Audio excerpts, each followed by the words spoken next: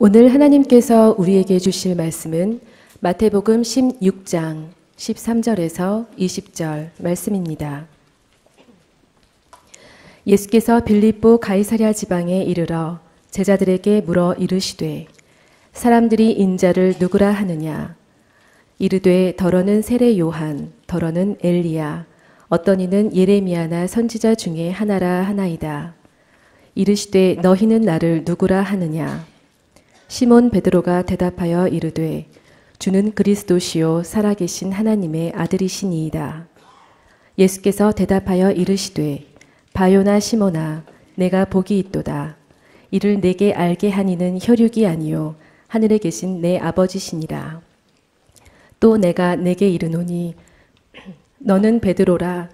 내가 이 반석 위에 내 교회를 세우리니 음부의 권세가 이기지 못하리라.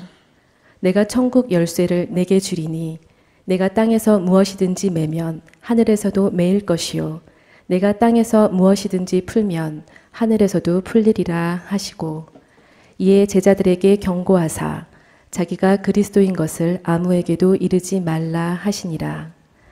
아멘.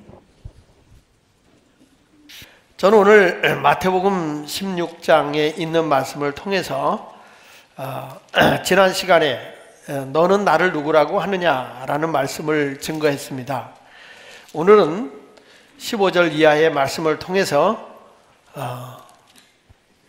반석 위에 세운 주님의 교회라고 하는 제목으로 함께 말씀을 생각해 보려고 합니다. 하나님의 은혜가 주어지기를 바랍니다. 우리 예수님이 우리를 향해서 원하시는 것이 뭐냐 그러면 그것은 우리의 신앙의 고백입니다. 신앙의 고백. 너는 지금 어떤 모습으로 예수 그리스도를 믿느냐는 것입니다. 너가 교회를 다니는데 우리 교회가 이랬어가 중요한 게 아니고 우리 목사님은 이랬어 나는 누가 좋아 이게 아니고 나의 신앙의 고백이 주는 그리스도시요 살아계신 하나님의 아들이라고 하는 우리 예수님에 대한 분명한 정체성을 내가 고백하고 하나님께 내 자신을 표현해야 합니다. 그랬을 때 우리 예수님은 이렇게 말씀하거든요. 내가 이 반석 위에 이런 신앙의 고백 위에 내 교회를 세우겠다. 그러니까 주님의 교회를 세우는 겁니다. 어떤 사람은 목사님이 좋아서 교회 가요. 나는 누가 불쌍해서 가요. 교회는 동정받기 위해서 신앙생활하는 거 아니고 사람이 좋아서 가는 거 아닙니다. 진정으로 우리 주님의 교회는 올바른 신앙의 고백 되시는 예수 그리스도 터 위에 세워져야 됩니다. 다른 것 위에 세워지는 거 없습니다. 우리를 온전케 구원하실 분은 오직 예수 그리스도 그분밖에 없어요. 천하 인간의 구원 얻을 만한 이름을 우리에게 주신 분은 예수 그리스도 그분만이 나를 구원할 수 있고 나를 천국으로 안내할 수 있어요. 그래서 예수님이 말씀하시기를 나로 말미암지 않고는 아버지께로 올 자가 없다. 하나님 나라에 갈 수 있는 건 누구 때문에 가느냐? 예수 그리스도 때문이라는 것이죠. 그래서 진짜 예수 믿는 신자가 누구냐? 진짜 예수 믿는 사람이 누구냐? 그랬을 때 주는 그리스도시요 살아계신 하나님의 아들입니다가 내 삶 속에서 언어 속에서 생각 속에서 배어나와야 될 줄로 믿습니다.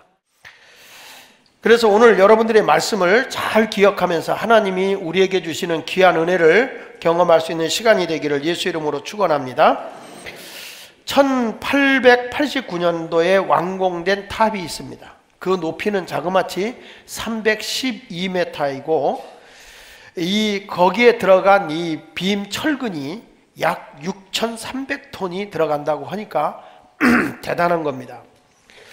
여러분 지금 우리 제2 롯데인가요? 강남에 이렇게 짓고 있는 잠실 거기 짓고 있는 롯데가 누가 얘기하기를 날더러 그거 뭐 얼마 안 된다고 그래서 내가 우리 장로님들한테 저거 한 2,500억 든다는데요? 그렇게 얘기를 했더니 목사님 무슨 저기 2,500억 밖에 안 들어요. 그래. 장학봉 목사가 그러는데 그랬더니 그렇게 얘기했더니 다시 보세요. 그래서 제가 조회를 해보니까 3조 8천억이 들더라고요. 그런데 나는 2,500억이라고 그랬어요. 내 장학봉 목사 말 들었다가 시험 들을 뻔하고 상당히 위험함을 준다. 역시 이 탑을 세운다는 게 엄청난 경비도 되지만 엄청난 사람들의 인력도 들어가게 되는 것이죠. 그래서 이 교회, 이 탑이 세워졌는데 처음에 세워질 때 지식인들이 이 도시를 해치는 그 아주 쓸모없는 것이 된다. 그러니까 반대를 참 많이 했어요. 그럼에도 불구하고 이것이 지어졌다가 1909년도에 너무 반대에 부딪혀서 그러면 이 탑을 해체하자. 그래서 결정을 합니다. 결정을 해서 해치려고 하니까 또 막 여론이 들끓어올리면서 해체하는 것보다는 차라리 이게 전신 안테나 탑으로 쓰는 것이 좋지 않겠느냐. 그러다가 전기 광고 탑으로 1925년부터 1936년까지 그렇게 쓰여지다가 그 탑이 그 탑에서 뛰어내려서 자살한 사람만 약 350명이 된다고 하는데 좋지 않은 것도 있어요. 그러나 지금에 와서 보면 최고의 관광 명소가 됐죠. 어느 탑인지 아시죠? 에펠탑입니다. 에펠탑, 캐나다에 있는 에펠탑인데, 근데 이것을 보면은 프랑스의 파리에 있는 에펠탑인데, 미안합니다. 프랑스 파리에 있는 에펠탑인데, 그 에펠탑에서 사람들에게 뛰어내려 주기도 하지만 지금은 거기가 관광의 명소가 되고, 저도 프랑스에 갔을 때 그 밑에서 보니까 대단하더라고요. 정말 대단하더라고요.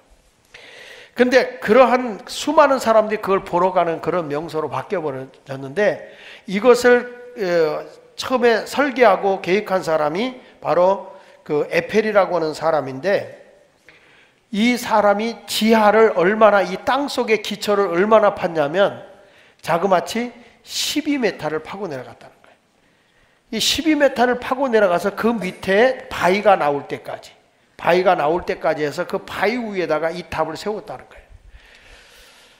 그러니까 이 프랑스 파리에 있는 이 에펠탑이 자그마치 그 반석 위에 세워져 가지고 어마어마한 높이의 탑이 세워지게 된 것은 어디에 세워졌기 때문에 문제가 없었냐면 바위 위에 세워졌기 때문에 문제가 없는 거예요. 마찬가지로 신앙, 우리 주님의 교회가 지금까지 환난을 당하고 핍박을 당하고 사람들이 말할 수 없는 그런 모함을 당하고 그리고 순교에 그 많은 피를 흘려가면서 교회 말살 운동이 일어나고 이럼에도 불구하고 교회가 무너지지 않고 점점 흥황하고 있었던 이유 중에 하나가 뭐냐면 주는 그리스도시요 살아계신 하나님의 아들이라고는 신앙의 고백 위에 주님의 교회가 세워지기 때문에 누구도 이 주님의 교회를 헐어버릴 수가 없는 거예요. 그래서 오늘 저는 반석 위에 세운 주님의 교회, 나는 우리 예수마을교회도 반석 위에 세워진 주님의 교회가 되기를 바랍니다. 교회들마다 가보면 목사들에 의해서 흔들리는 교회가 너무 많아요. 여러분, 사람은 목사도 허물이 많습니다. 나는 누가 좋아서 가 이런 거 아닙니다. 여러분, 신앙은 언제나 우리 예수마을교회가 100년이 지나가든 200년이 지나가든 주는 그리스도시요 살아계신 하나님의 아들이라는 신앙의 고백 위에 우리 어린아이들도, 우리 학생들도, 우리 청년들도, 우리 장년들도, 어르신들도 다 그 위에 신앙의 집이 세워져야 돼요. 그래야 우리 교회가 견고한 교회가 되고 무너지지 않습니다. 누가 와서 해코자 하고 별소리를 다 하고 모함을 하고 막 헐뜯고 장목사가 이랬대더라 저랬더라 떠들어도 여러분, 믿음의 주에 온전케 하시는 예수만 바라보고 신앙생활을 해야 되는 거예요. 할렐루야. 목사인 저도요, 정말 신뢰하고 믿었던 사람들에 의해서 배반당하고 막 이런 걸 할 때 보면 내 신앙이 주는 그리스도시요 살아계신 하나님의 아들이요 라고 하는 데다가 이거 신앙의 기준을 안 두면요, 목사도 주일날 예배 드리러 안 올 것 같아요. 정말로. 어느 교회에서 그랬대잖아요. 난 교회 가기 싫다고, 교회 안 간다고. 엄마가 깨워서 그래도 교회 가야지, 예배는 드려야지. 그때 왜 예배 드려야 되냐고. 너 왜 교회 가기 싫어하냐 그랬더니 장로님의 기도가 너무 길어서 예배 드리기 싫다고 그러더래요. 야, 그래도 가서 하나님께 예배는 드려야지. 그리고 성가대도 우리 교회처럼 이렇게 참 세계적으로 성가대를 잘하고. 오늘 너무 수고했어요. 우리 박수 한번 쳐드리세요. 너무 잘했어요. 역시 찬양은 한국적인 게 좋아. 자꾸 흔들어 가면서 이렇게 하면서 하는 게 뭔가 좀 미녀풍이 있고 하는 게 좋긴 좋아. 그런데 하여튼 그 찬양대도 막 볼품 싫고 막 그래서 교회가 고리타분하다는 거예요. 그래서 교회 가기 싫다는 거예요. 그러니까 이 엄마가 그래도 하나님을 믿는 사람이 교회는 가야지. 그래. 엄마 왜 자꾸 날들어 교회를 가라고 그러냐고. 내가 가기 싫다는데 왜 자꾸 가라고 그러냐 했더니 그 엄마가 그러더래. 너가 가야 하는 이유가 있잖아. 뭔데요? 네가 목사잖아. 그 교회 담임 목사가 안 가면 어떡하냐. 이랬다는 거예요. 그러니까 담임 목사도 주는 그리스도시여 살아계신 하나님의 아들이라는 신앙의 고백 위에 세워지지 않으면 신앙이 흔들려요. 막 흔들려서 교회가 막 흔들리고, 그러니까 목사들도 교회를 자기 안방같이 막 이리 갔다 저리 갔다 막 옮기는 목사들이 많아요. 왜? 어려움만 오면은 이 반석 위에 주님의 교회가 세워져야 되는데 반석 위에 세우지 않고 자기한테 잘해주는 데만 찾아가려고 하니까 신앙이 흔들리는 거예요. 목사도 아무개 집사가 잘해주더라, 아무개 장로가 어디 가면 참 목사님에게 잘한대더라, 이런 것 때문에 쫓아가니까 신앙이 흔들리는 거예요. 별소리를 다 들어도 욕을 먹어도 주는 그리스도시요 살아계신 하나님의 아들입니다라는 신앙의 고백이 이루어지는 교회가 건강한 교회인 걸 믿으시면 아멘 하십시오. 자, 그래서 이 반석 위에 세워진 주님의 교회를 설명하기 위해서 제가 첫 번째로 교회는요 두 종류로 보여집니다. 하나는 가시적인 교회와 하나는 불가시적 교회입니다. 가시적 교회라는 것은 눈에 보이는 유형의 교회입니다. 불가시적 교회라고 하는 것은 눈에 보이지 않는 무형적 교회인데요, 우리가 볼 때 내 마음이 성전이라고 그랬잖아요. 이런 것은 불가시적 무형의 교회입니다. 그러니까 이 교회라고 하는 가시적 교회도 굉장히 중요합니다. 우리 하나님께서 이스라엘 백성들에게 예루살렘 성전에 가시적 교회를 지으라고 그래요. 이게 가시적 교회를 지으라고 하니까 우리가 포로 생활하고 왔는데 70년 동안 하고 왔고 지금 살기도 힘든데 무슨 성전을 짓습니까? 근데 성전을 져야 할 때 성전을 짓지 않는 것이 하나님의 재앙이에요. 하나님의 불행이 오게 된 거예요. 그뿐이 아니에요. 하나님의 재앙만 온 게 아니라 또 하나님의 교회를 피폐시키고 하나님의 교회를 헐고 하나님의 교회에 무리를 일으키는 사람도 하나님의 심판을 피할 길이 없어요. 자, 우리 가시적 교회를 한번 봅시다. 성경 말씀 학개서 1장 8절에 보면 하나님이 이렇게 말씀합니다. 같이 읽어보겠습니다. 시작. 너희는 산에 올라가서 나무를 가져다가 성전을 건축하라. 그러니까 나무를 가져다가 성전을 건축하라고 하는 거 보니까 가시적인 교회예요. 그러면서 뭐라고 하냐, 그리하면 내가 그것으로 말미암아 기뻐하고. 여러분, 성전을 잘 짓는 거예요. 하나님이 엄청 기뻐하세요. 왜 아멘 안 해요? 여러분이 기뻐하기보다, 우리가 기뻐하기보다 하나님이 좋아하세요. 그리고 왜 그러냐면 이 가시적인 교회를 통해서 뭘 하기 때문에 그것으로 말미암아 기뻐하고 또 뭘 얻기 위해서 영광을 얻으리라. 여호와가, 우리가 여러분 이렇게 찬양으로 하나님께 영광 돌리고 여기서 날마다 구원받는 수가 더해진다고 할 때 얼마나 하나님이 기뻐하시겠어요. 그래서 이 가시적인 교회를 주님이 짓기를 원했던 거예요.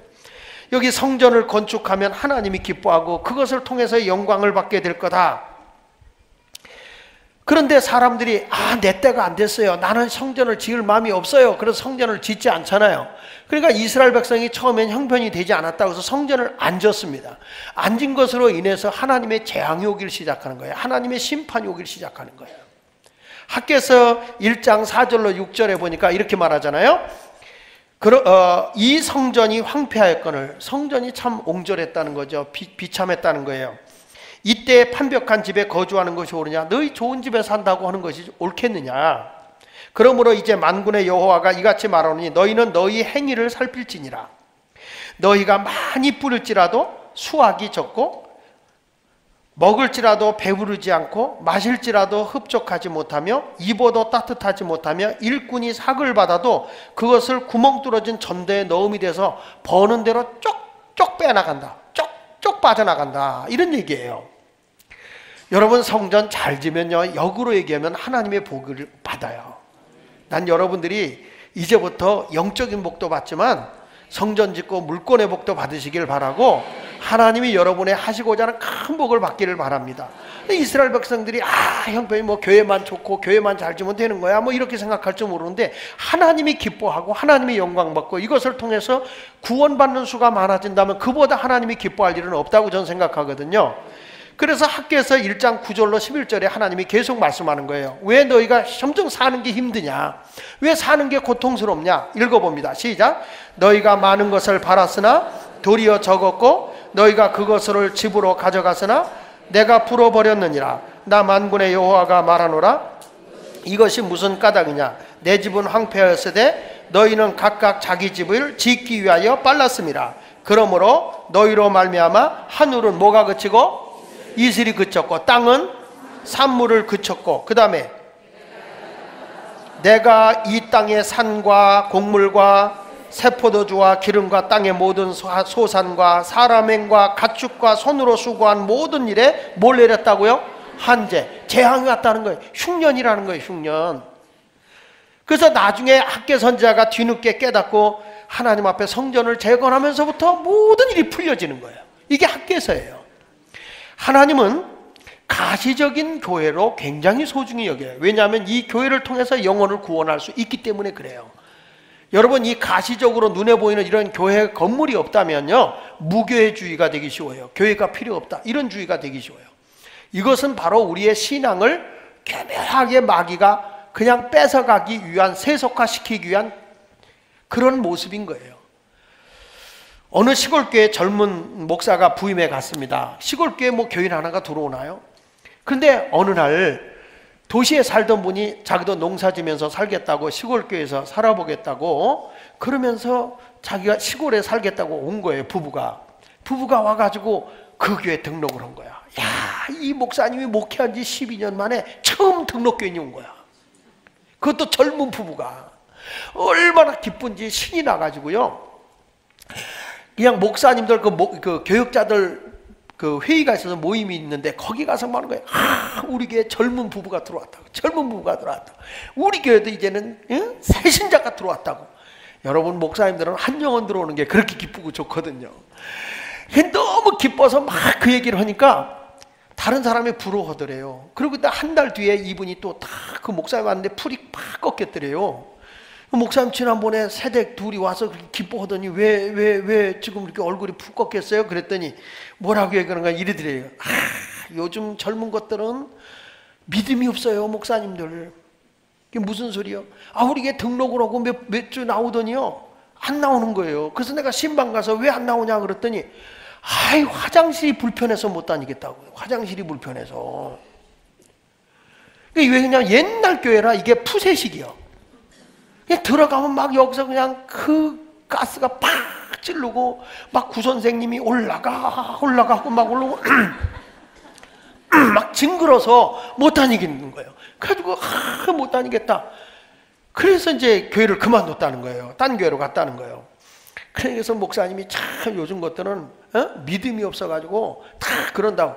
그러니까 거기 있던 목사님이 이런 얘기를 하더라는 거예요. 목사님, 그거는요 믿음의 문제가 아니에요, 목사님. 이게 무슨 소리? 그거는 지금의 문화를 교회가 못 맞춰주기 때문에 화장실 문화가 바뀌었는데 옛날 화장실 갖다 놓고 오라 그러면 교인들이 오겠어요? 안 오는 거죠. 여러분 오겠어요?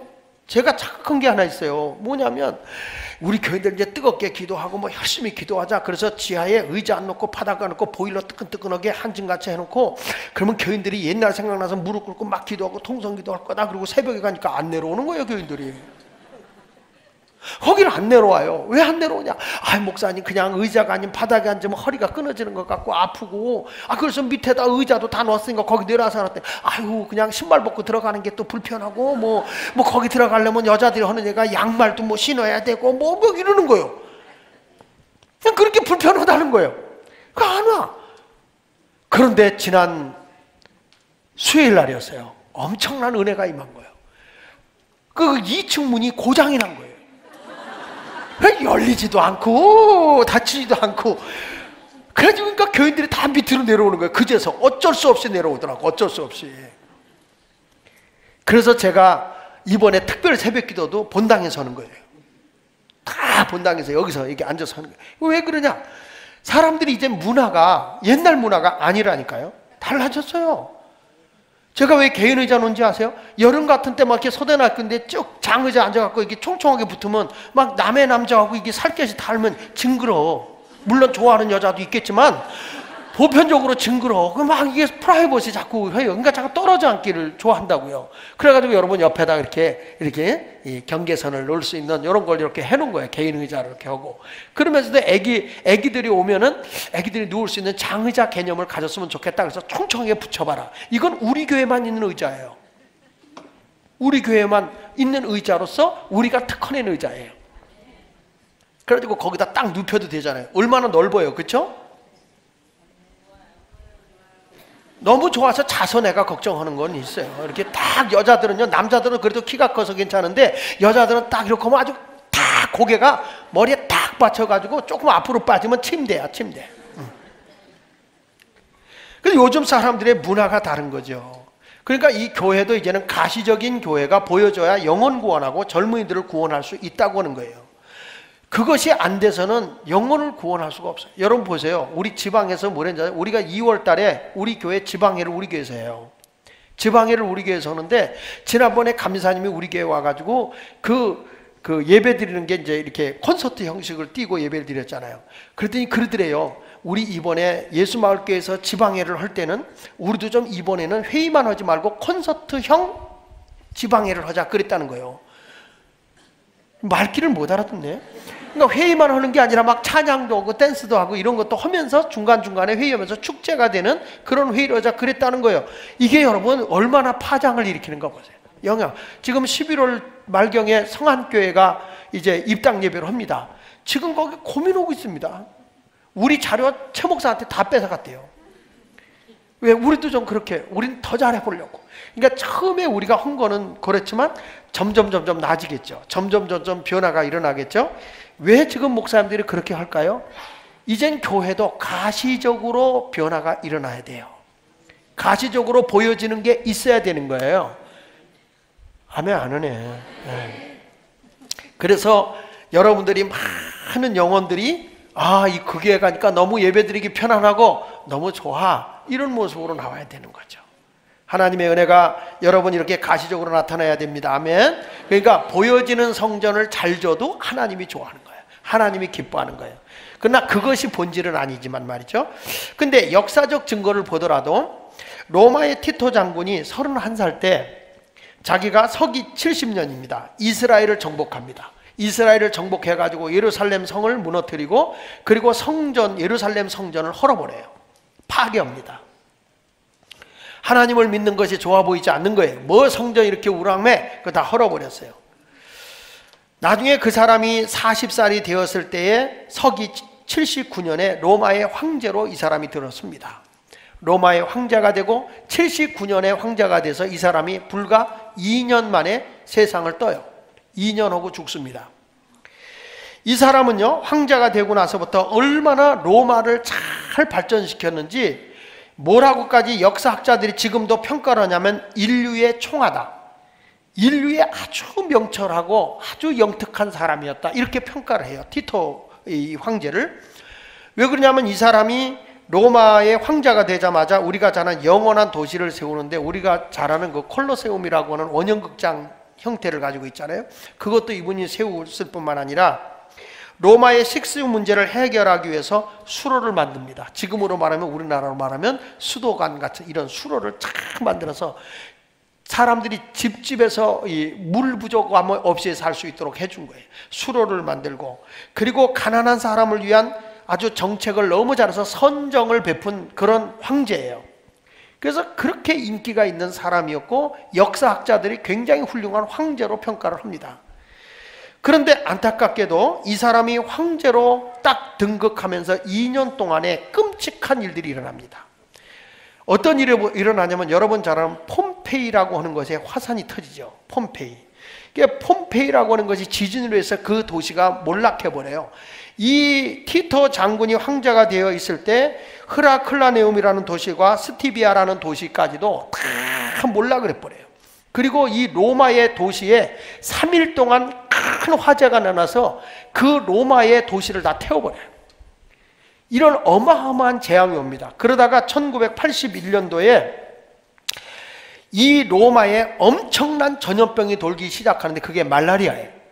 말라리아라는 병이 돌기 시작하다가 81년 9월 13일에 이 티토가 말라리아로 죽죠. 티토 황제가. 여러분, 이것이 뭐냐면 성전을 파괴한 결과가 엄청난 재앙으로 임하게 되는 거예요. 그 재앙으로 인해서 국가도, 전대가 다, 국가의 돈이 다 없어져 버린 거예요. 그리고 그의 생명도 안타깝게 단명한 거예요. 2년 만에. 저는 역사적으로 보더라도 일본이 그렇게 한국 교회를 핍박하고 예수 믿는 사람을 했지만 그 나라가 그렇게 하루아침에 무너질지 아무도 몰랐어요. 로마 제국이 기독교를 핍박했지만 다 교회를 말살운동했던 나라는 다 몰락했어요. 여러분, 교회에 해를 입히고 교회에 손해를 입히고 교회의 부정됨을 보이는 것은 하나님의 무서운 심판이 있어요. 그래서 이 가시적인 교회도 견고하게 세워져 가야 되고요, 교회가 흔들림이 없는 신앙생활을 해야 되는 것입니다. 그러니까 여러분, 성전을 우리가 이렇게 아름답게 짓고 성전에서 이제부터 우리는 더 축제, 더 기뻐하고 더 감사하고, 할렐루야. 그래서 이 10월 마지막 주가 우리 추수감사주일이잖아요. 추수감사절 때는, 이때는 다 나그네 애들도 외국도 다 와서 하나님을 찬양하고 영광을 돌려야 돼요. 그래가지고 그때 2부 예배 때는 케냐에 한 30몇 명이 와서 그날 축제에 찬양을 합니다. 아주 우리는 이 예배도 이제는 달라질 거예요. 지금도 많이 달라지지만 하나님이 기뻐하는 예배, 막 오면 우리의 모든 흡족함과 만족함이 주어질 때 하나님께 영광이 되는 그런 아름다운 교회가 되어야 할 줄로 믿습니다. 그 다음에 뭐냐면 불가시적 교회가 있어요. 가시적인 교회는 보이는 거지만 불가시적인 교회는 보이지 않는 교회죠. 그 불가시적 성전은 뭐냐면 내 안에 이루어지는 성전이에요. 성경 고린도서 1장 2절에 보면 이렇게 말합니다. 고린도에 있는 하나님의 교회, 곧 그리스도 예수 안에는 거룩하여지고 성도라 부르심을 받은 자들. 하나님의 교회가 뭐예요? 하나님의 부르심을 입은 자들의 모임이 교회예요. 그러니까 여러분, 교회를 얘기할 때 에클레시아라는 말을 쓰는데 그 에클레시아라는 말이 하나님의 부르심을 입은 자들의 모임이라는 뜻이에요. 그래서 주님은 두세 사람이라도 주의 이름으로 모이는 곳에는 주님이 함께 합니다. 우리가 이 불가시적 교회라고 하는 것은 예수 그리스도의 보혈의 공로로 내가 죄사함 받고 이제 그것을 통해서 내가 예수님을 내 마음에 모신 거거든요. 가시적인 교회는 우리 눈에 보이는 제도적 교회입니다. 그 제도적 교회는 교회 안에 헌법이 있고 결의와 장정이 있어요. 우리 교회의 규범을 지켜나가는 결의 장정이 있습니다. 목회자와 평신도가 있고 하나님의 말씀의 선포와 성례전이 있습니다. 우리 눈에 보이는 것들이죠. 불가시적 교회는 예수 그리스도를 나의 구주로 영접한 내 몸이 성전이 되는 겁니다.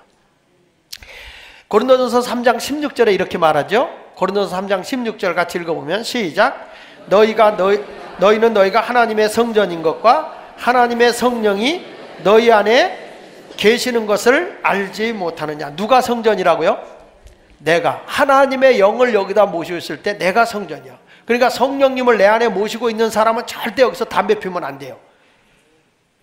항상 그러면 내 안에 계신 성령님이 민방공 훈련하고 도망가기 바빠요. 화생방 경보 막 연기가 들어오니까. 그래서 우리 몸을 거룩하게 해야 돼요. 하나님의 영이 거하는 거룩한 성전이기 때문에 언어도 그리고 입술의 찬양도 하나님께 영광이 되는 삶을 살아야 하는 것입니다. 근데 문제는 뭐냐면 이 교회라고 하는 것은 누가 세웠냐면 우리 주님이 세워준 거예요. 가정도 주님이 세웠어요. 직접 둘이 한 몸을 이루어서 가정을 세우게 하신 거예요. 교회도 인간이 세운 게 아니에요. 하나님이 직접 교회를 세워줬어요. 학교라든지 정부라든지 국가 이런 것들은 다 인간에 의해서 세워졌어요. 그런데 하나님이 직접 세워준 게 두 가지예요. 가정과 교회예요. 그래서 교회는 가정이다, 가정은 교회다, 이런 모습을 갖고 있는 거죠. 그래서 이 유명한 그 신부인 카프리안이라고 하는 교부가 교회에 대해서 이렇게 얘기를 했어요. 교회를 자신의 어머니로 받아들이지 않는 사람은 하나님을 아버지로 받아들일 수가 없다. 교회는 뭐냐? 하나님의 계시는데 내가 이 교회를 뭘로 받았냐? 나의 어머니다. 한번 따라합시다. 어머니다. 예. 교회는 누구의 어머니다? 나의 어머니다. 왜 그러냐면 교회는 마치 어머니의 자궁과 같기도 하고 어머니의 따뜻한 품속과 같기도 하기 때문에 어머니의 자궁에서 생명이 잉태되어지고 거기서 출생하잖아요. 그러니까 이 하나님의 몸된 가시적인 교회는 이게 뭐냐면 하나님의 자궁과 같아서 생명이 출생하는 것이다. 영원히 날마다 구원하고 여기에 와서 서로 위로함이 있고 따뜻함이 있는 거예요. 이번 주간에 안타깝게도 우리 안문모 장로님이 세상을 뜨셔서 하나님 나라를 가셨습니다. 조금 잘못한 것이 있어서 교회를 올 수가 없는 상황이었지만 그렇게 교회를 그리워했어요. 우리가 용서해서 오라고 그랬지만 못 오시고 있다가 늘 안타까워하는 그런 모습 속에 있다가 하나님 나라 가셨어요. 근데 그 하나님 나라에 가시기 전에 어떻게 알았는지 유언과 같이 나는 그래도 우리 목사님 장하길 목사님 손에서 내가 장례가 치러졌으면 좋겠다. 근데 제가 부흥회가 없는 목요일 밤늦게 돌아가셔가지고 토요일 날 장례까지 제가 다 할 수 있도록 그렇게 가셔. 이게 참 복 있는 사람이에요. 여러분도 돌아가시더라도 월화수는 돌아가시지 마세요. 돌아가시더라도 항상 목요일 날, 금요일 날, 토요일 요때를 기해서 기도하세요. 그래야 제가 여러분들을 신방을 하고 또 가서 그렇죠. 이분 내가 그 환자 갑자기 주무시다가 이상해서 병원에 갔더니 이미 그때는 세상을 떠 계시더라고요. 제가 병원에 갔을 때는. 근데 여러분 우리가 이 성전이라고 하는 것이 그분이 거기를 떠나서 교회를 2년 동안 방황을 했는데 그렇게 나그네더라는 거예요. 나그네. 근데 거기에 누가 왔었냐면 전에 우리 교회 왔다가 딴 데로 그분도 좀 잘못한 게 있어가지고 딴 교회로 이렇게 갔어요. 교회로 올 수가 없는 그런 상황이었어요. 근데 이분이 너무 안타까운데 그 부인이 와서 그런 얘기예요. 남편이 갑자기 사고로 세상을 떴는데 자기들이 나그네더라는 거예요. 정말 목사님이 와서 따뜻하게 자기들을 예배를 해주고 성도들이 와서 위로해주고 이런 모습이 있었으면 좋을 건데 그러지 못하는 가슴이 아픈 거. 지금도 자기는 나그네 같더라. 그래서 제가 한 번 그 무거운 짐을 와서 풀어라. 다시 와라. 그래야 그 마음의 죄책감이 다 벗어지고 만약에 당신이 여기서 이걸 풀지 않으면 영원한 죄책감 속에 살다 인생이 끝나는 거야. 그러니까 그 죄책감을 풀기 위해서 다시 돌아와라. 그런 얘기를 제가 하고 왔습니다. 교회는요, 여러분 조금 불편한 게 있을 수 있고 서운한 게 있을 수 있습니다. 그래도 교회는 생명을 주는 것이고요. 여기가 정말 포근함이 있는 엄마 품 같은 곳이에요. 교회는 그런 곳이에요. 자기 기분과 감정으로 움직여지는 것이 아닙니다. 제가 지금 성도들의 가정을 신방을 못하기 때문에 마을별로 제가 목장별로 신방을 어저께부터 시작을 했습니다. 제가 어저께 우리 백경분 권사님네 집에서 어르신들이 다 모이셨어요. 나이 드신 분들이 다 모이셨어요. 근데 우리 권사님 한 분이 난 이제 나이 77, 77이라고 그렇게 말씀을 하셨어요. 그랬더니 거기 계신 분이 아직 어리네 그러시더라고요. 아직 어리네. 전부 다 뭐 80 이상 되신 분들이 거기 다 이렇게 거기 계셔요. 근데 그분들의 그 마음이. 근데 그 어르신들이 있는 곳에 여자지만 제가 막 안아주기도 하고 등을 들어주기도 하고 끌어안아주기도 하고 그래도 목사가 여자를 끌어안아서 이런 사람은 하나도 없더라고. 그러니까 하나님의 그 모습. 그런데 제가 그 혼자 사시는 분들을 이렇게 쭉 이렇게 보면서 다 물어봤어요. 손자, 손녀, 사위 다 물어보면서 다 체크를 해 나갔어요. 혼자 살고 계시는 거예요. 그래서 만약에 무슨 급한 일이 생겼을 때 누구한테 연락할 거냐 했더니 그동안에 좀 죄송해요. 제가 이 목양을 다 밑에 있는 교육자들한테 맡기고 이렇게 했는데 그런 게 파악이 하나도 안 돼 있는 거예요. 그런 것들이. 그래가지고 전화번호 어저께 다 적고 무슨 일 생기면 연락처가 있어야 되잖아요. 그런 것까지 다 이렇게 꼼꼼히 하다 보니까 한 목장 신방을 하는데 2시간은 잡아요. 2시간. 너무 저도 어저께 좋았어요. 그런데 저는 정말 할머니들이 날 좋아해서 너무 좋아. 젊은 것들이 좋아하면 스캔들이 일어나기 쉬운데 이 할머니들이 좋아하니까 어디 가든지 자유예요. 빈들에 마른 풀에 가도 자유롭고 아고골짝 빈들에 가도 자유롭지만 숲속에 들어가도 자유스러워. 걱정하지 마세요. 모쪼록 우리 하나님의 교회는 생명 있는 곳이고 거기에 말씀의 영양분이 있는 곳, 그것이 바로 우리 교회가 되어야 할 줄로 믿습니다. 그렇습니다. 카프리안이 말한 것처럼 교회는 생명을 잉태하고 출생하는 구원의 방주다 이 말이에요. 노아가 여러분 방주를 졌어요. 그 방주를 졌기에 많은 쌍쌍이 짐승들이나 조류나 그리고 모든 그런 식물들이나 열매들 뿐만 아니라 그 가족까지도 다 구원한 거예요. 하나님의 구원이 있는데 능치 못함이 없는데 바위 속에 들어갔으면 잠깐 피하게 할 수 있겠지, 그렇게도 할 수 있겠지만 하나님은 그러지 않았어요. 자그마치 120여 년 동안이나 방주를 짓게 해서 그 가족을 구원하고 모든 생물들이 번성할 수 있도록 해줬던 거예요. 바로 교회는 그와 같은 역할을 하는 거예요. 가시적인 이 건물이 별거 아니지만 우리를 이곳에 모아서 우리 영혼을, 생명을 불어넣어주고 우리에게 하나님의 은혜를 받을 수 있도록 해주는 것입니다. 무형의 교회, 이 불가시적인 교회는 유형의 교회를 통해서, 이 가시적인 교회를 통해서 나타나는 거예요. 이 안에는 알곡신자도 있는 것이고 아니면은 가라지도 있는 거예요. 이 교회 안에 보면 내가 천국에 가기 전에 먼저 여러분의 이름이 하나님의 교회의 교적부에 등록이 돼야 되는 거예요. 그게 최소한의 조건이라는 거예요. 최소한의 조건. 많은 영혼을 전도해야 됩니다. 많은 영혼을 교회로 불러 모아야 됩니다. 왜 그런지 아세요? 카프리안이 말한 것처럼 교회 밖에는 구원이 없기 때문이에요.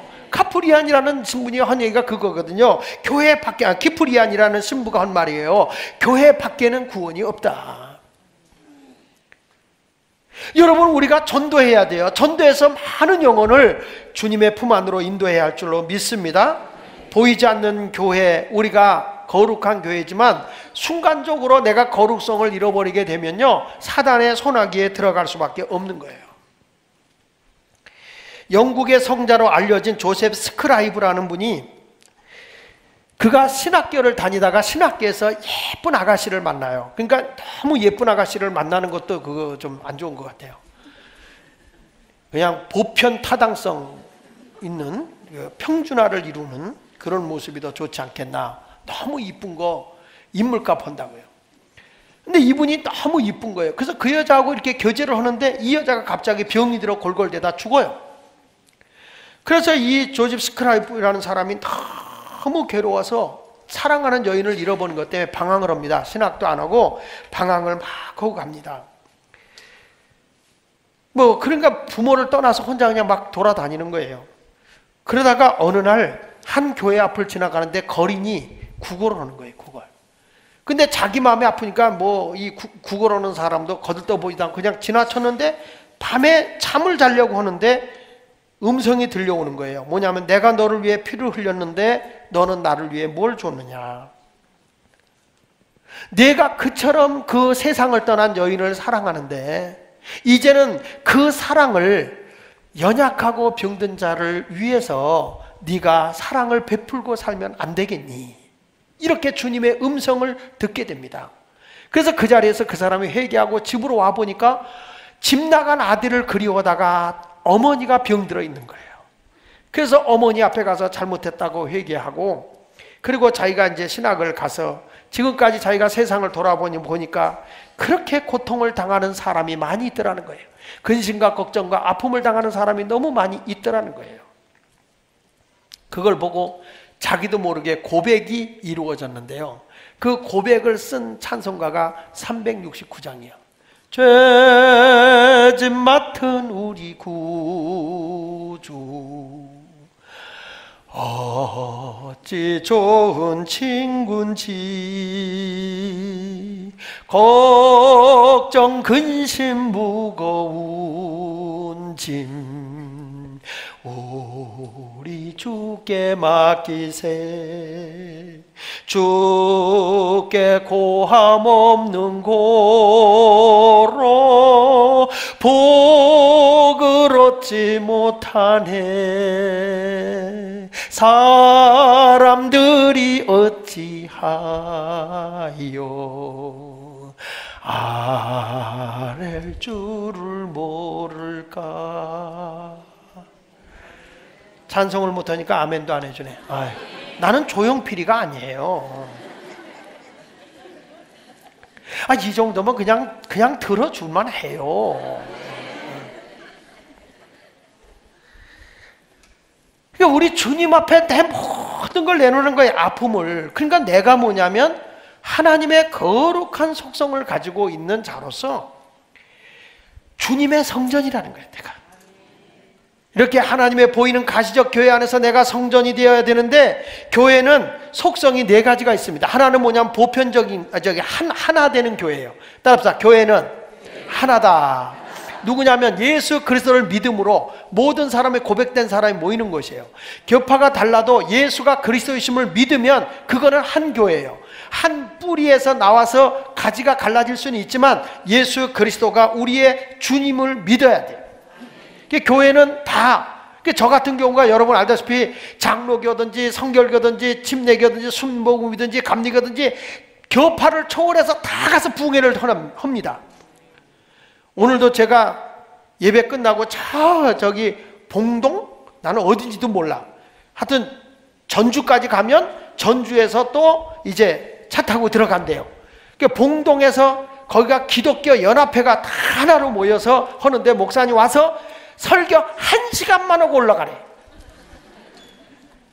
그래가지고 1시간을 하러 내려갑니다. 근데 왜 그러냐면 여러분, 이게 교파를 초월하는 것이 뭐냐면 예수가 그리스도이심을 믿는 고백이 있는 그곳은 하나예요. 하나가 되는 거예요. 하나가 되기 때문에 가서 복음을 전할 수 있는 거예요. 이번에 새로 오고서 우리가 창립 35년 기념 부흥성회를 인도하실 목사님 유재명 목사님이세요. 제가 기도원에 가든지 어디를 가면요, 많은 강사 모시는 데가 있잖아요. 그런 데 가면 제가 꼭 모셔요. 뭐냐면 물어봐요. 이 기도원이 생긴 일에 제일 은혜 끼치는 목사가 누구냐? 꼭 물어보거든요. 물어보는데 몇 군데를 알아보니까 유재명 목사님이 그렇게 요즘에 아주 은혜를 많이 끼친다는 거야. 그래? 그래가지고 제가 3년 전부터 부탁을 했는데 시간이 안 된다는 것이냐. 그러다가 지난번에 제 전령이 거기를 갔어요. 갔는데 나한테 전화가 왔어요. 내가 유재명 목사님을 만나고 있는데 언제 부흥회 할 거냐고. 야, 우리 35년 기념 때 할 거니까 빨리 잡어. 그 전령이 누구냐면 장학봉 목사예요. 장학봉 목사가 거기 가서 연합 집회를 하고 있다가 그 목사님을 만난 거예요. 만나가지고 내가 유재명 목사 몇 번 모시려고 하는데 그렇게 바쁘시더라. 요즘에 그분이 대단한 것 같아. 그랬더니 어떤 분은 또 그분에게 은혜를 받았대. 우리 교인이 은혜를 받았는데 우리 교인이 그러대. 우리 목사님은 시시한 사람만 데려오고 저렇게 잘하는 사람은 안 데려왔다고 말이야. 언제부터 내가 모시려고 그랬어. 저는 여러분 아직까지 저를 모르네. 나는 여러분이 은혜 받는다면요, 최고의 목사를 모셔다가 그냥 은혜 받게 하고 싶은데 하는 목사지, 나보다 잘하면 안 들어오는 그런 목사가 아니요. 어떻게 여러분은 그렇게 저를 봐요? 물론 이쁜 여자가 자기보다 안 예쁜 여자 데리고 다녀, 우리 교인들은. 그건 아니란 말이에요. 은혜 받고 성도들이 신앙생활 잘한다고 그보다 귀한 게 어디 있어요. 그래서 세계적인 목사님들 가운데 누가 있다고 막 모시려고 그렇게 애를 써요. 그 전에 호주 목사님 한번 모시려고 했잖아요. 여름 집회 때 모시려고 했잖아요. 그분이 그렇게 신유 은사가 강한 거예요. 그분을 모시려고 섭외까지 다 해놨는데 딱 모시는데 보니까 세상에, 그분 모시는데 체제비, 비행기가, 거기에 따라오는 스텝진들 뭐 이거 하니까 우리 교회 팔아야 되겠더라고요. 그러니까 여러분, 우리 교회는 다 흩어져 있어도 여러 목사님 우리가 모시고 뭐 해도 주는 그리스도시요 살아계신 하나님의 아들이라는 이런 신앙의 고백이 이루어지는 교회는 보편적인 하나야. 하나. 교회는 하나인 거예요. 아멘. 네, 여러분에게 말씀합니다. 어떤 분이 와서 막 그럴 거예요. 여러분들 앞에서 목사 같은 거 나쁘고 막 이단들이 오거나 교회를 해치려고 하는 사람은 막 나를 흉볼 거예요. 그럴 때마다 여러분 이렇게 대답을 하세요. 알아. 우리 목사는 그런 사람 나 알아. 그런데 뭐하러 그런 교회에 나가냐. 주는 그리스도시요 살아계신 하나님의 아들의 터 위에 교회가 세워져서 나는 예수 그리스도를 믿는 거지 장학일 목사 믿지 않아. 이렇게 멋있게 하면 이단에 넘어가지도 않고 유혹을 당할 수도 없는 거예요. 아멘? 할렐루야. 그러니까 교회는 다 예수 중심으로 하나를 이루는 거예요. 보편적인, 그러면서 교회는 따라합니다. 보편적인 교회다. 보편적이라는 것은 특수한 사람만 예수 믿는 거 아니에요. 이 교회는 가난한 사람, 배운 사람, 못 배운 사람, 나이 있는 사람, 없는 사람 다 모이는 거예요. 우리 권사님들이 그러더라고요. 목사님 요즘에는 왜 이렇게 깜빡깜빡 잃어버리는지 모르겠어요. 나도 그래야. 나도. 너무 그러지 마세요. 늘 부르던 장로님 이름도 어느 때 생각 안 날 때가 있는데, 그래가지고 생각하다 보면 뒤늦게 생각하는, 이게 돌아가는 기계가 한번 잠깐 섰다가 가는 걸. 그 찬송가도 있잖아요. 가는 세월 그 누구가 잡을 수가 있냐고. 그러니까 그런 건, 아까도 어느 분이 그러시더라고요. 절더러 목사님 제 이름 모르죠? 나 그때가 제일 고통스러워요. 교회 온 지 얼마 안 됐는데 제 이름 모르시죠? 그래서 대답을 못 하겠어요. 지난번에 어떤 분이, 목사님이 제가 물어봤대요. 조남이. 그랬더니 내가 교회 나간 지 몇 년 됐는데 이름을 내가 미안한 얘기인데, 지난번에 우리 김정섭 집사님이 브라질에서 오셨어요. 왔는데 소개를 해야 되는데 이름이 생각이 안 나는 거야. 이름이. 그래가지고 헌금바구니 들고 온 우리 심옥조 장로님한테, 저 권봉숙 권사님 남편 이름이 뭐야? 그랬더니 그렇지. 그래가지고 김정섭 집사님, 내가 그렇게 외운 사람이야. 외운 게 아니라 그제서 생각나는 거예요. 그럴 수 있지 뭘. 여러분 탓하고 시청 갑시다 하다 생각 안 나갖고 기사 양반 내가 어디 간다고 그랬지? 그럴 때가 있잖아요. 기사 양반 어디 간다고 했더니 기사가 또 그러더래. 딱 뒤돌면 언제 타셨어요? 그러더라는 거예요.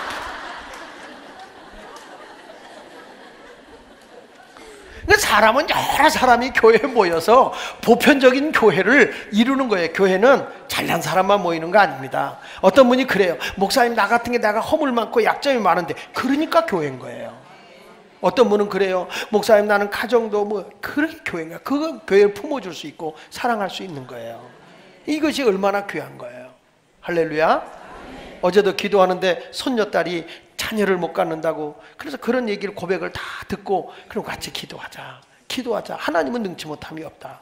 그러니까 교회라는 게 그런 아픔이 있고, 자기 고백을 하면은 서로 끌어안고 기도해주고, 눈물 흘려 기도해주고, 이게 교회 아닙니까? 모든 사람과 잘난 사람만 교회 모입니까? 아니잖아요. 나 같은 사람도 목사가 되는데, 시골 촌뜨기고, 저보다 잘생긴 사람이 얼마나 많은데, 예? 안경 안 끼고도 모든 걸 잘 보는 분도 얼마나 많은데, 저는 장애인이잖아요. 안경 낀 건 장애인이에요. 허리가 많이 안 구부러져도 장애인인 거예요. 다 장애우요. 여러분들 지금 이렇게 허리가 아프죠? 장애예요. 그것도. 그러니까 이런 것들을 다 해서 보편적으로 교회는 다 하나인 거예요. 그러니까 스스로 자격지심을 갖지 마세요. 다 우리는 주 안에서 하나이고 보편적인 교회고, 그러면서도 교회는 뭐냐? 따라합시다. 거룩성 있는 교회다. 교회는 거룩한 거예요. 여러 사람이 모여 있지만은 내가 거룩해서 거룩한 게 아니라, 거룩하신 예수님의 피값으로 우리를 사고 의롭다함을 얻었기 때문에 우리가 하나님의 거룩이 내게 온 거지, 내가 거룩해서 거룩한 건 아닙니다.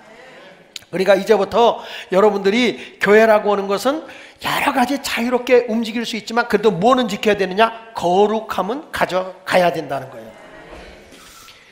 교회론으로 유명한 한스킹, 이분은 이제 캐톨릭 신부였어요. 그렇지만 아주 현대적으로 신학을 개혁적으로 교회론을 주장한 사람이거든요. 그 한스킹이 이런 말을 했어요. 교회의 구성원들은 변할 수 있다, 이렇게 말한다고요. 그러니까 그 전에 이렇게 생각했던 것보다, 아까도 잠깐 얘기했지만 변화되는 거예요. 제가 어렸을 때 교회 기타 들고 가면 장로님들이 막 야단쳤어요. 어딜 감히 이 거룩한 교회에 기타를 들고 딴따라 해가지고 오냐고, 그러면서 막 욕을 했어요. 근데 여러분, 요즘에 교회마다 기타 안 치는 데가 없고요, 교회마다 드럼 안 들어가는 데가 어디 있습니까? 저렇게 제일 높은 데 올려놓는데요, 드럼도. 이제 세상이 다 달라졌어요. 여러분, 이 종교개혁 시대에 아까도 잠깐 얘기했지만 피아노라고 하는 것이 술집에서 쓰던 거예요. 근데 지금은 교회에 얼마나 거룩하겠어요. 그래서 이런 것들이 거룩하지 못하다 그래서 그리스도 교회 가운데는 무악기 교단이 있어요. 무악기. 악기를 전혀 안 쓰는 교단도 있어요. 얼마나 삭막할까? 그러니까 여러분, 세상의 문화는 변하는 거예요. 그래서 오늘 예배도 어떤 예배를 드립니까? 열린 예배도 드리고, 구도자, 전도자를 위한 구도자 예배도 있고, 또 연극 예배도 있고, 다양하게 그 시대에 맞춰서 예배가 변화되지 않습니까?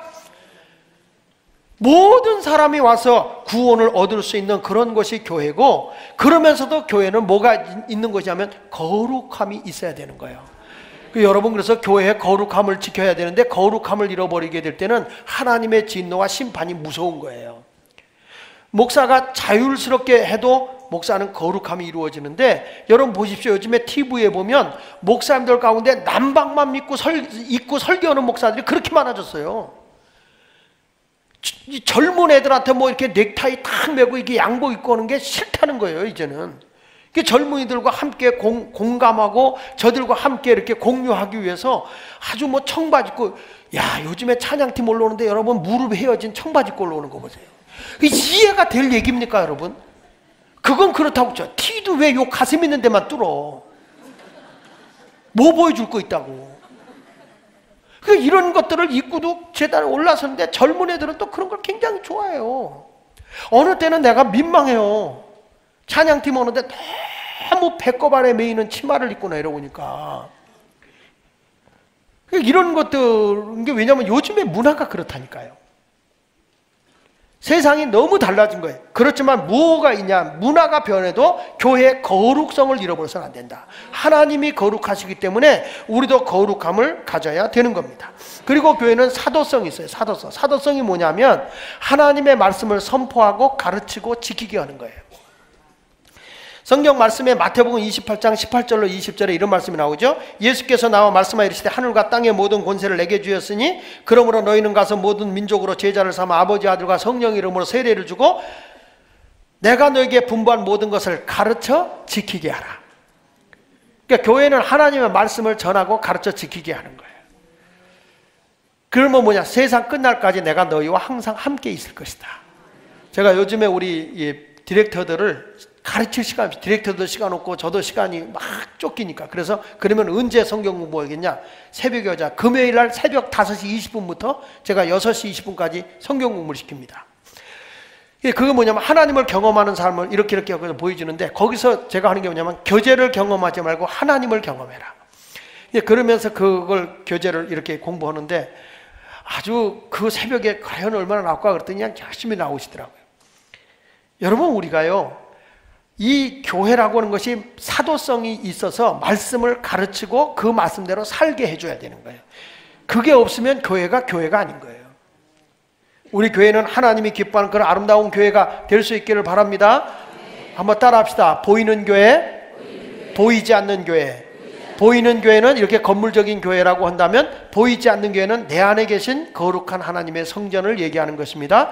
그러니까 보이는 교회가 없이 불가시적인 교회가 생길 수가 없어요.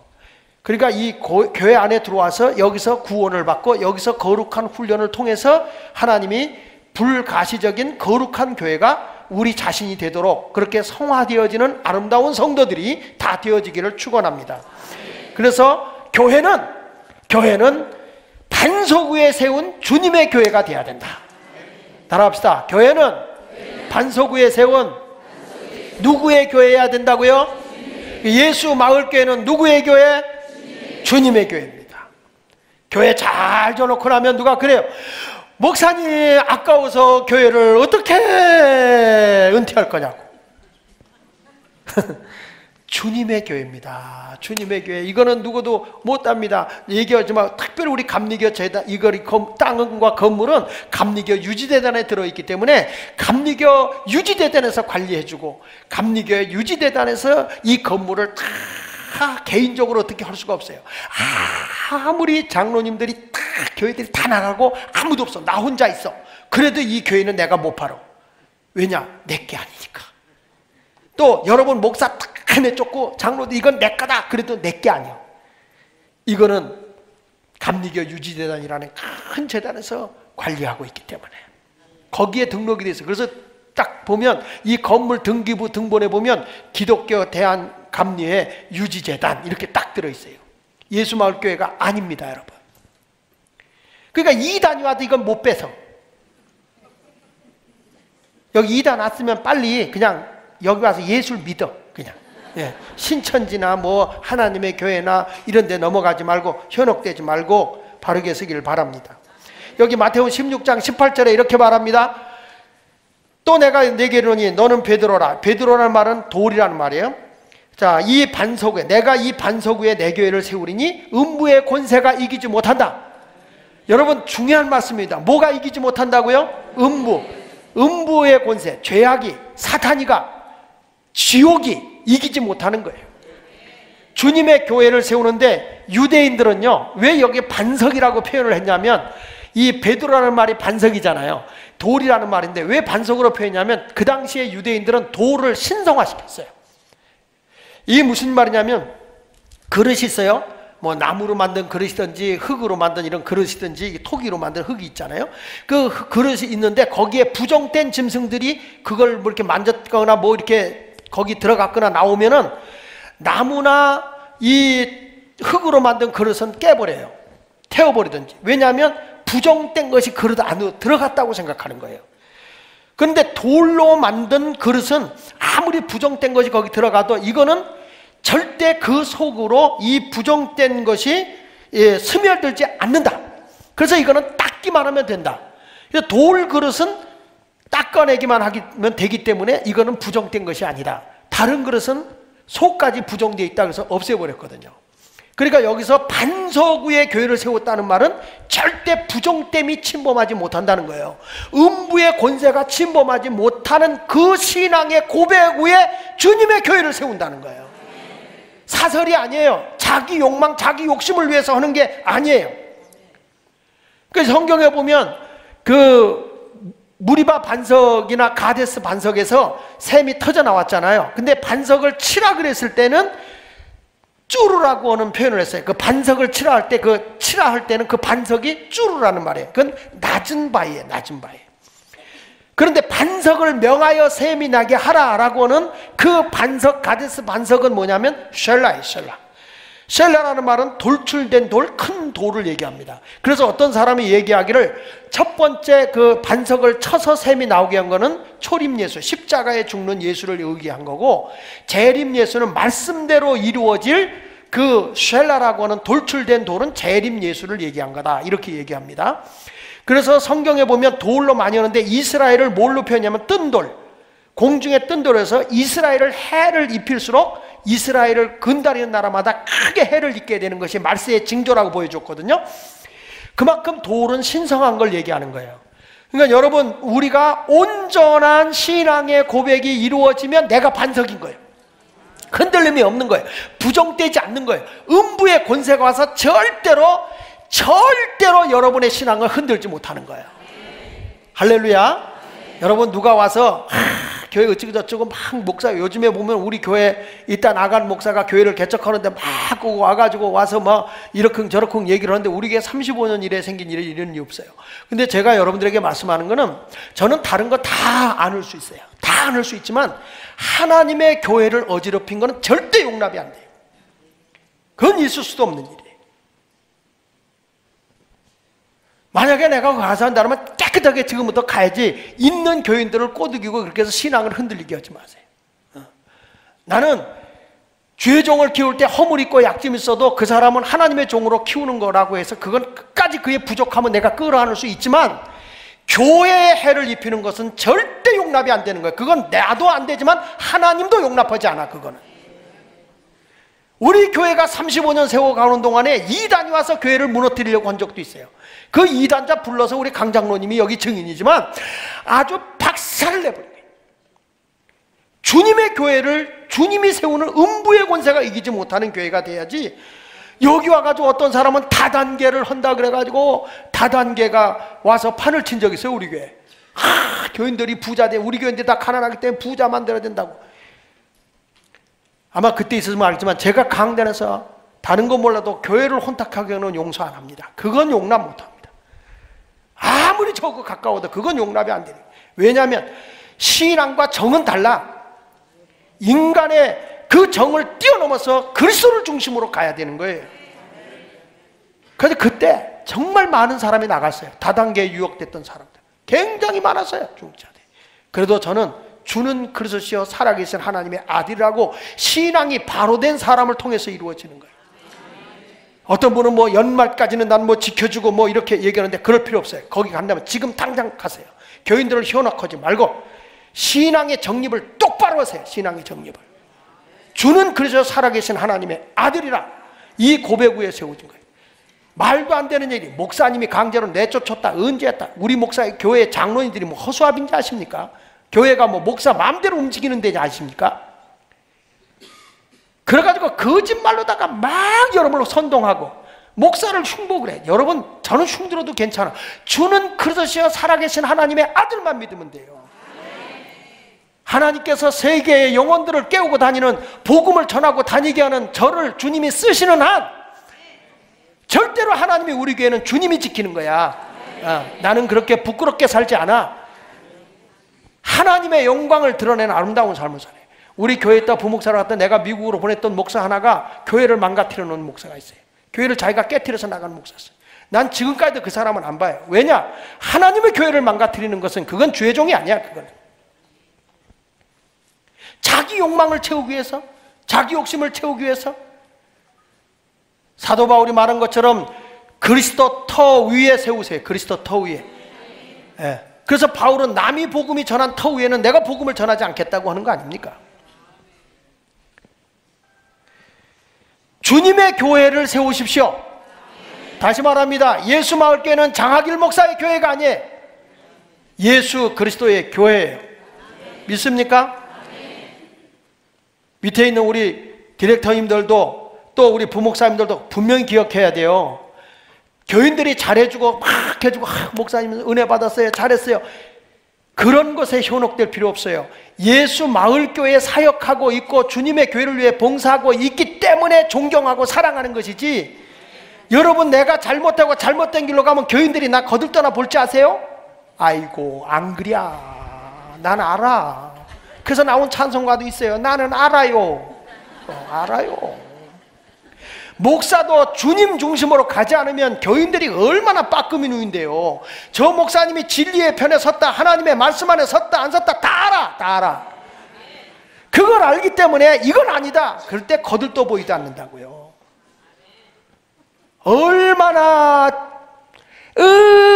쌀쌀 맞은 게 양인데,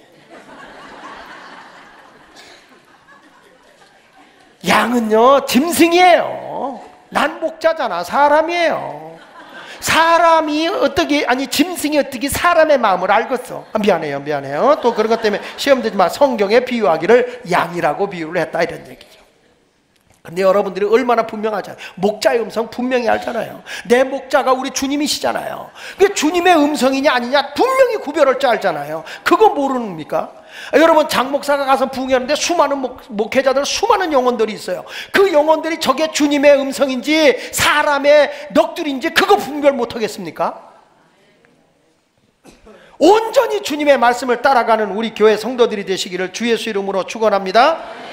이제 우리 교회를 통해서 많은 영혼이 세워진데 주님의 교회는 음부의 권세가 이기지 못하는 거예요. 아무리 와서 현혹하고 유혹해도 눈 하나 깜짝하지 마세요. 진리 안에서 세워지는 거예요. 할렐루야. 이 교회 개척할 때 별 사람 다 와서 교회를 흔들어 놓고 별짓을 다 했어도 우리 교회 흔들림이 없었던 거예요. 내가 뺨 맞아가면서도 이 교회 지켜나갔는데, 옷이 찢겨가면서 교회 지켜나가고, 내가 지금에 와서 보니까 되게 성화됐구나. 하나님의 은혜 속에서 진리를 하자 할 땐 정말 찬바람이 쌩쌩 불도록 교회를 이끌고 나왔어요. 왜? 진리를 지키기 위해서. 하나님의 은혜가 함께하는 교회가 아니면 하나님이 함께하지 않으니까. 왜 그러냐면요, 그렇게 잘해준 교인들은 꼭 날 보고 교회 나가라고 그러더라고. 개척할 당시에. 그쵸 장로님? 툭하면 나가래. 날도록. 난 나가라는 소리를 한 20여 번 가까이 들은 것 같아. 그러면 또 하나님 앞에 가서 금식하고 기도하면 환상이 다 보여줘. 하나님이 이런 일이 있을 거다, 이런 일이 있을 거다, 네가 견뎌라, 다 보여줘. 그럼 내가 그걸 나만 갖고 있는 게 아니에요. 그러면 내가 말을 만들었다고 그러지. 갔다 오면 내가 강장로님한테 얘기해요. 강장로님 앞으로 교회에 이런 일이 있을 거래요. 그대로 하는 거야. 그대로 그 일이 일어나는 거예요. 그냥 굳건하게 지키래요. 반석 주님의 교회가 세워지니까 이 신당동에 이런 교회가 세워진 거예요. 여러분, 이 지역에요, 우리 예수마을교회 생긴 이래 교회다운 교회 세워진 게 있어요? 없어요. 35년 동안 없어요. 이 지역이 그만큼 여기가 영적으로 힘든 지역이야. 조금만 영적으로 약하면 막 그냥 소문이 여기저기 막 나기 시작하는데, 그러니까 여기서 강단에서 그리스도를 중심으로 강하게 해야 음부의 권세가 이기지 못해. 그리고 하나님 뭘 주는지 아세요? 천국 열쇠를 주는 거야. 천국 열쇠 주니까 열면 닫을 자가 없고 닫으면 열 자가 없게 하시면서 이 땅에서 매면 하늘에서 매이고 이 땅에서 불면 하늘에서 불리는 천국 열쇠가, 예수 말게 성도들 올바른 신앙 고백을 가진 자들에게 천국 열쇠를 내가 준다. 베드로에게 천국 열쇠 줬잖아요. 근데 여러분, 이 당시에 제사장들이요, 이 성전문을 열려면 성전문을 안에서만 열어야 돼요. 주님도 지금 그래. 여러분이 성전이라고 그랬잖아요. 주님도 바깥에서 문을 두드리고 있어요. 여러분이 열어야 돼요. 내가 마음의 문을 열면 내가 그에게 들어가 그로 더불어 먹고 그는 나로 더불어 먹으리라 그랬어요. 이번에도 우리가 신방할 때, 우리 연합할 때도 다 같이 함께 동참하면서 하나님의 귀한 사역을 감당해 나가시기를 축복합니다. 하나님의 은혜가 여러분의 삶 속에 함께할 줄 분명히 믿습니다. 이번에 기도를 통해서 열어봅시다. 여러분이 열면 하늘도 열려요. 하늘도 열려요. 뭐 영안도 열리지만 여러분 재물의 복도 하늘이 열려야 재물의 복이 오는 거야. 그러니까 우리 하나님이 신명기 28장 12절에 보면 하늘의 보고를 열으사 그랬어요. 그러니까 열기 위해서는 내가 마음의 문을 열어야 모든 물질의 문도 열리고 전도의 문도, 골로새서 4장 3절에 보니까 너희는 내게 기도하기를 전도의 문이 열리기를 위해 기도하라는 거예요. 그러니까 우리도 이 지역의 아래층층이 꽉 채워지려면 우리가 이번 특별 감사 기도할 때에 하나님께서 부흥의 문도 열리는데 어린아이부터 시작해서 어른들까지 다 모여서 하나님을 찬양할 수 있었으면 좋겠어요. 그래가지고 우리 청년들이 또 새벽마다 여러분 커피도 드리고 베이글 빵이나 토스트도 구워서 준대요. 돈은 받지만. 그 아이들이, 여러분들 아침에 일찍 출근하는 사람을 위해서 우리 청년들이요, 지금 오늘도 이렇게 카페를 운영하면서 다 하잖아요. 자기들이 조금이라도 막 우리들이 여기서 해서 선교비도 모금하고 교회 건축 헌금 조금이라도 도움이 되게 하겠다고 청년들이 발벗고 나섰어. 볼 때마다 막 청년들이 얼마나 아름다운지 애교덩어리가 넘치는 거예요. 그래서 장로님, 집사님 커피 좀 사주세요. 얘들 의리 있더라고요. 지난주에 나한테 누가 커피를 사준다고, 이거 목사님 거니까 먼저 주세요 그랬더니 얘들이 순서대로입니다. 목사님 바쁘니까 그래도 먼저 순서대로입니다 그러더래. 나한테 와서. 이 젊은 애들은 목사도 없어요. 순서대로예요. 그러니까 장로님들도 야 내가 장로인데 먼저 안 주냐 그런 소리 하지 마세요. 순서대로입니다 이렇게 하는 거예요. 우리 모두 하나님이 가장 기뻐하시는 그런 아름다운 교회, 이제 축제가 있는 교회. 아멘. 우리 교회 이제 막 기뻐서 생동감 있게 역동성 있게 막 하나님의 영혼을 구원받는 소리가 넘쳐나야 할 이때에 자꾸 마귀 역사가 일어나서 자꾸 해집고 어지러운 일들을 한단 말이야. 이런 거에 넘어가지 마세요. 이제부터 기쁘고 기쁘도다, 항상 기쁘도다 이렇게 하면서 막 영혼 전도하고, 야 예수 말게요 막 기쁨이 넘쳐 행복이 넘쳐 막 이런 축제적인 아름다움이 나타나게 될 걸 분명히 믿습니다. 좋으신 하나님께서 반석 위에 주님의 교회를 세우는 우리 예수마을교회 여러분 마을 목장이 되시기를 예수 이름으로 축원합니다.